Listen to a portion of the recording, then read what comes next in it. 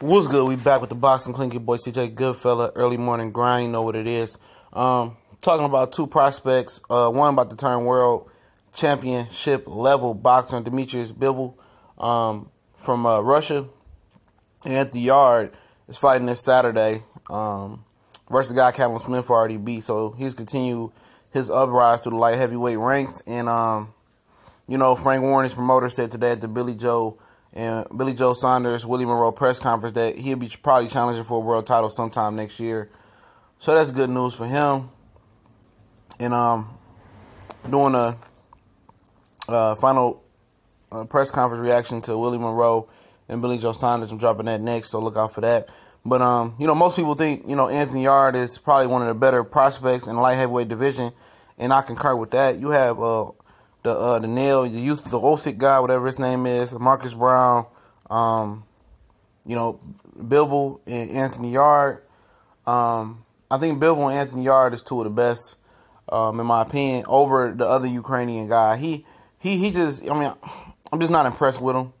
He had an impressive outing. I'm not writing him off, but I think Bivol is the most impressive up-and-comer prospect level light heavyweight. I think it's better than Anthony Yarde. He's more polished, better amateur background, and that counts for something. If you don't understand what amateur background means, it means that you was able to get that muscle memory, the technique down of how to punch and fight and facing different styles, and it prepares you for different situations when you get to the pro level. Some people say, "Oh, amateur doesn't matter," and sometimes in certain situations it doesn't matter. But in this situation, when you up and coming and you haven't faced the adversity and you haven't faced the best, even in a 4-round fight with gloves and headgear on, that counts because you've seen different styles. You've seen the pressure fighters. You've seen the Cuban styles. You was able to hone your skills in as an amateur. A lot of amateurs nowadays have pro styles, and that's why they don't go on to be gold medalists or go on to the Olympics, so they already have pro-ready styles.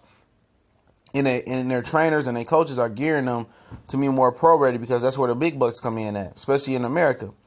And it teaches you how to deal with the adversity. It does. It teaches you. It's just practice. You practicing over and over how to throw a hook, how to throw a jab, different scenarios, how to go to the body. Even though a lot of amateurs don't go to the body, how to throw an uppercut, how to move your head, how to do certain things that Anthony Yarde is going to have to learn on the fly.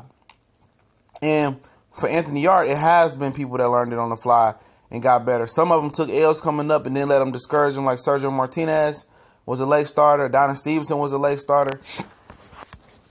He got knocked out and was able to bounce back and come back and do well in his career. And it's to be seen. And you look at other guys that tried to do it, and some guys weren't so successful. Seth Mayhem Mitchell, he wasn't successful, even though he came over from a football sport. Or Harry Davies, he didn't have an amateur background, and it showed when he met that adversity versus Josh Taylor, who had a great amateur background.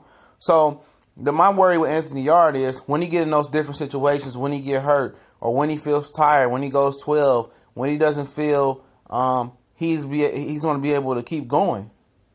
Or how to fight through the fatigue, or how to deal with different situations, or how to adjust, and just the overall boxing IQ that you get from the amateur level. I think that's going to hamper him in his career, and then he might face adversity. He might lose when he steps up to the world championship level, steps up a major step up in competition. But will it discourage him? I don't know. But I know Dmitry Bivol is schooled very well.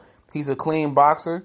He's very polished, and he has that schooling. So of course he's going to be ahead of Anthony Yarde. It's just natural. He has more experience, but I expect Anthony Yarde, if he can put it all together and get those experiences in the gym and in the ring, and he brought it along right, he can be the future of the light heavyweight division. I just think Bivol is a few notches better than him, but it's still early. But we gone.